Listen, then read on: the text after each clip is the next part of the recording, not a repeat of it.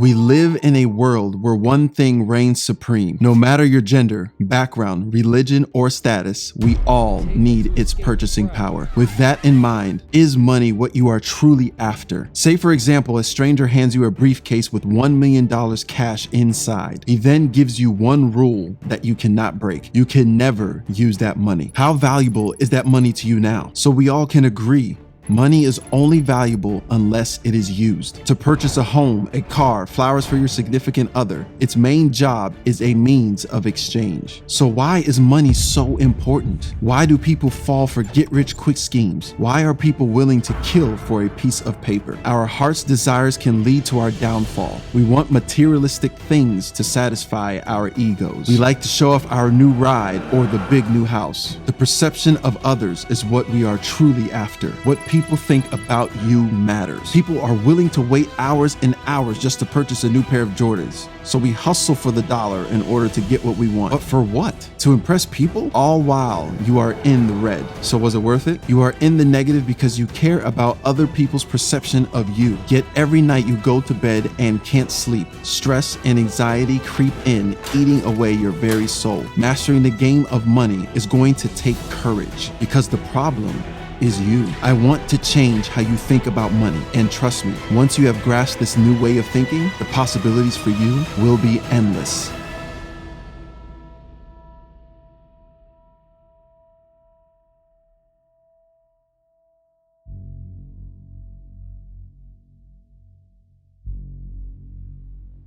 Right, so I always say that if you have more money under your bed or in your closet than you have in your bank account or in your investment account, you don't know how to spend money. We as humans crave for acceptance. Generally, we want people to like us. We want their approval, even if that means going into debt to do so. Where does a poverty mindset originate from? Why is it that some individuals are able to manage with less money coming in compared to an individual who is making six figures? Well, I believe there are two things. One, there is an inclination within yourself that you need to impress your peers. You like their comments when you pull up in a new car, even though you are paying $600 a month for that car. Two, and very simply, there is a lack of knowledge when it comes to money. You can still have a poverty mindset with millions in the bank. Why? Plain and simple. You are spending more than what you make. Most people will generally say, well, if I just had more money, all of my money problems would vanish. Not necessarily. If you are having trouble managing a salary of $50,000, what makes you think you can manage a salary of $5 million? The issue is not the money. Money is infinite. There will never be a shortage of money in this world. The government will continue to print money daily. Therefore, more money is never the issue to the problem. The issue is you. You need to stop trying to impress others. You must stop trying to look like something you are not. Learn from billionaires like Mark Zuckerberg and Bill Gates. Notice the way they dress. Even though they are worth billions, their attire does not reflect what they have in the bank. Compared to some of you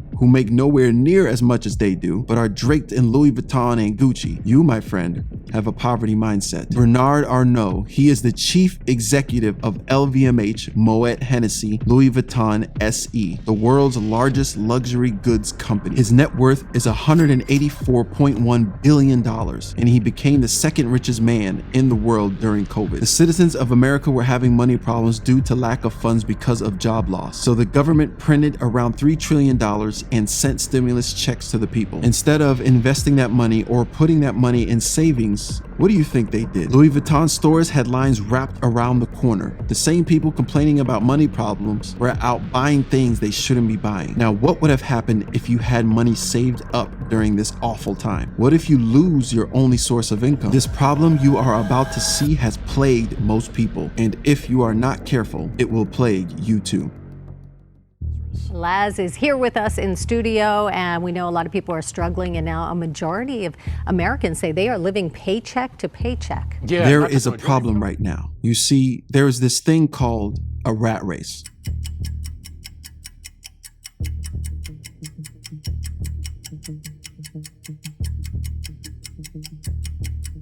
an endless, self-defeating, or pointless pursuit. It may also refer to a competitive struggle to get ahead financially or routinely. Escaping the rat race is something that most people have been struggling with for years and years, trying to find a way where they aren't living paycheck to paycheck, spending more and more money that they don't have in order to just survive. But how did this all occur? Why is it that living paycheck to paycheck has plagued most people at such a high percentage? About roughly 2/3 of households, consumers, say that they are living paycheck to paycheck. This according to a new survey by San Francisco's Lending Club, which finds 61% of us are indeed just living paycheck to paycheck. According to a recent study, most people spend $1.04 for every dollar that they make. So for those of you who think money is the solve-all everything, I would notion that you don't have a money problem.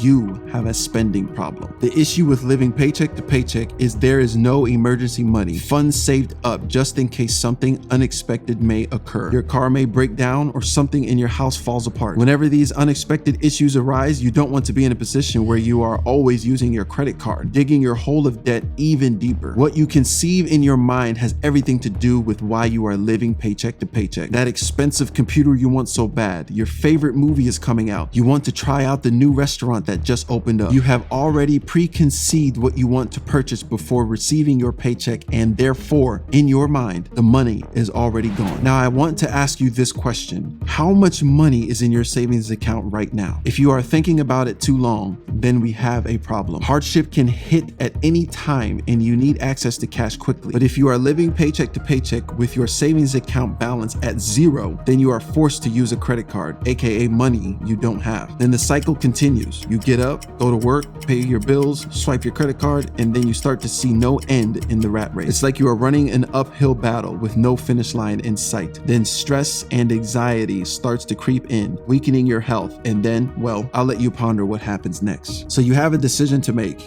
You can take the blue pill and you continue the rat race. Keep buying the things you want in order to look cool and impress people while stress and anxiety are creeping around the corner. Or you can take the red pill and choose to make a change financially. Stop spending money on things you don't need and start putting away at least 10% of your money in your savings account for emergencies.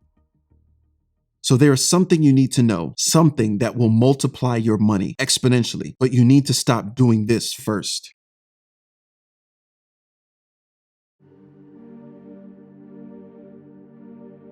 You will never be able to work 24 hours in a day, but your money can. This simple phrase will change everything about how you think about money. Trading your time in for money is never an even exchange. As human beings, we need time off. Sometimes we need to take a break, but your money does not operate by that logic.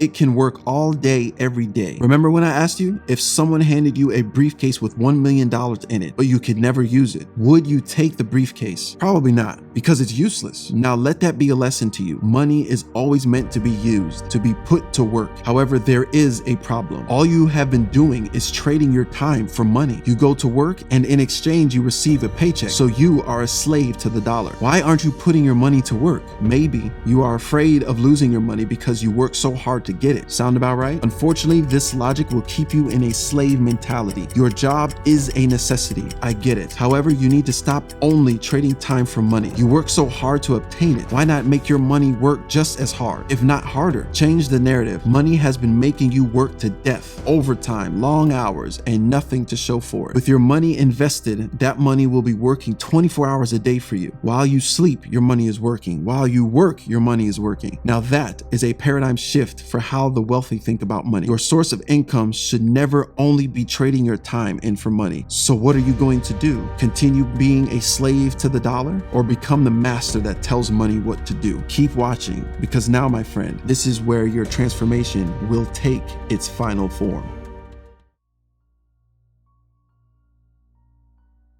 Consumerism has been a part of everyone's lives. People consume even if they need to charge it. All of your life, you have been a consumer. When the newest iPhone comes out, you have to have it. A new pair of Jordans come out, you are the first in line. Those designer clothes need to be in your closet. What the wealthy do extremely well is they are owners, not just consumers. They own houses, land, businesses, stocks, commodities, crypto. They are not in this world just consuming and consuming until they burst. Ownership is the absolute key to wealth. wealth. Shift your mindset. Stop trying to always having the latest phone to owning a piece of the company that sells that phone. Remember how we talked about making your money work for you? Start investing your money into companies that you consume. You love iPhones? Cool. You should own a piece of Apple. You love Netflix? Awesome. You should own a piece of Netflix. This paradigm shift will not only grow your money exponentially, but it will change your mindset from consumerism to ownership. This, my friends, is the final step, the final chapter in mastering the game of money. However, there is something, or should I say someone, that could possibly ruin your chances. And this person is very near and dear to your heart. Well, I should hope so. Once you conquer the battle within yourself, stop trying to impress people who don't even care about you, and stop spending money you don't have. You are the captain. You are the general of your life, and that includes your money. Focus on putting money in savings, investments, your business, and giving back. Then, when you have a couple $100,000s in your investment accounts, please treat yourself with something nice. Do you see the shift? Congratulations. You are now a master in the game of money.